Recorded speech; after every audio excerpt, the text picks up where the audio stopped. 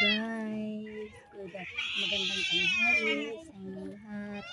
Ngayon guys, napakain ako sa mga alaga kong pusa na si Mingay, Iman at Imto. Ang laki ng mga bunganga ng dalawang ito guys. Samantalang mama nila na si Mingay tahimik lang. Kunti lang yung pinapakain ko nito guys kasi hindi nila inaubos. Saka yung isa kong alagang pusa guys, may allergy siya, kaya ganyan yung niya, yung balat niya, na tatanggal yung mga niya, balahibo. Yan guys, ang lalaki ng mga bunganga yan. Yan.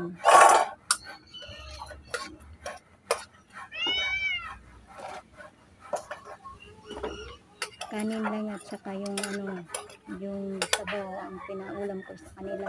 Hindi nila nauubos yan, iniiwan nila. Tingnan nyo yung allergy ng alaga ko guys. Hanggang sa muli, bye bye.